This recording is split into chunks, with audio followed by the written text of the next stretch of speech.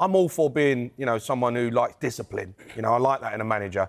But this new era of modern footballers, got to be really careful how you treat some of them, and how you dig them out in the press. And I think he's doing that a little bit too much at the moment. I think he needs to maybe just keep it in-house and get his players on side and protect them in the media. If we go back to Onana as well, now we can say it's his fault for losing a lot of games or conceding goals, and it has been.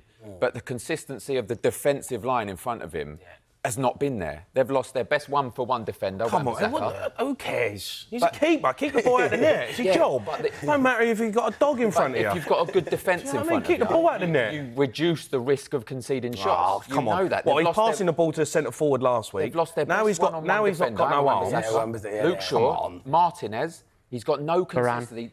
Varane as well. He's got no consistency in front of him. Yes, the goals are his fault, but I think you judge him on when he's got his best back four in front of him. You're part of the goalkeepers union here, or what? I'm just trying to add some balance.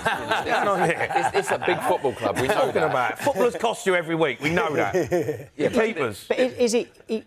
He's not undroppable, is he? Because they did sign two goalkeepers. They did sign Altay Bayendier as well, who we've not seen in the league so far. They've still got Tom Heaton as well, who's been a solid goalkeeper for as long as I can remember. He's not undroppable, surely. Not undroppable, but they're not going to drop him. He's not going to drop him. He's paid too much money for him. He's not going to drop him. We see he backs his players, especially when he signs them. Unfortunately, he's conceding goals. The thing I don't like about this is, I know Jamie's dead against him at the moment, but what I don't like about it is I'd rather have my goalie's save percentage higher than his passing percentage. And it seems to me that they've signed him on the pretense that he's brilliant with the ball and he can play out from the back. I'd rather him stop shots first. I just think he needs a little. And that's what De Gea was doing. He can make the odd mistake the other day, but he was outstanding for Man United. You're telling me his distribution's better than De Gea?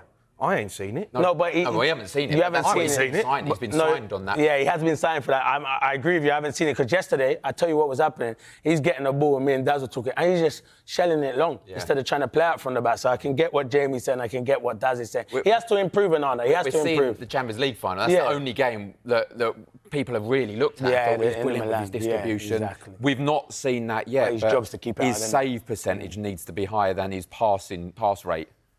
Ten Hag, when it comes to his man management that you were talking about earlier, Clinton, he was very tough with Ronaldo and was widely praised for that. He's been tough with Sancho and that's been a bit mixed. He's been tough with Harry Maguire, who was back in the side. What do you make of it?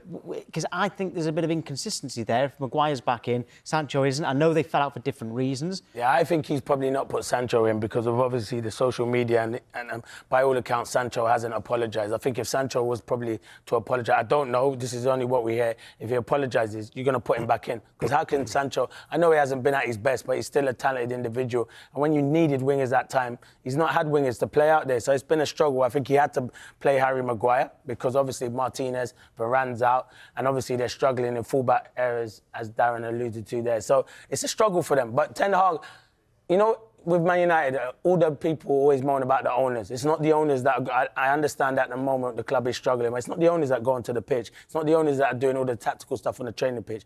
At the end of the day, the buck lies with Ten Hag. And sometimes he looks a bit stubborn. In my eye, he looks a bit stubborn. But how happy were you that Maguire was back in, though? Because it didn't seem like he was going to get another look in. He decided to stay, all right, which I don't think Ten Hag was particularly happy about. But because of these injuries, he's back in. You happy to see it? I mean, as an England supporter, yes, I want to see him play as many games as possible because we know he's going to get into the England squad come the end of the season. So, yeah, I want to see him in the team. I mean, I've not really got a dog in this fight, to be honest. I'm not fussed whether he's playing or not. Exactly, but as an England supporter, yes, I want to see him play as many games. But you just know this isn't redemption for Harry Maguire. As soon as those Varane and Martinez are back, he's going to be out of the team. I think it's nice, though, for, as ex-professionals and we've played, you see the criticism that he's come under, and he's took a lot of stick and a lot of players would go under. A lot of players would struggle and then fall away, go and sign for West Ham or something and never be seen again, right? But he's stuck to his guns. He stayed at Man United, a huge football club. He knows every time he walks on that pitch, he's coming under huge criticism or scrutiny. And for him to go out there and put in a performance that he did at the weekend, actually, I thought he was really good. So, fair play to him because we've all been in them situations where the fans are on you and every little thing that you do is getting, highlighted. And, he stuck to his guns. He's at a huge football club and he played well. Yeah. Clinton, they're 10th. They've got 12 points from 8 games, Manchester United. What were you expecting from them at the start of the season? And have those expectations changed? Of course they've changed. I expected them to be in the top 4 comfortably. I thought they'd finish in the top 4 because of the good season. I thought they'd kick on. I thought they signed some decent players. One thing I will say is Højlund looks good. He's a young striker, 20 years of age. His movement, all-round play, he's only going to improve and get better. His finishing, I thought, in the midweek was really good. Yeah, maybe a bit quiet yesterday, but the whole team, he needs service at the moment. But it's a difficult one. I probably changed my opinion now. Can they still make it into the top 4? It's still early on in the season. There's still a lot of football to go, but there's a lot of top teams up there fighting, and they're getting cut adrift at the moment. So that was a big result for them yesterday.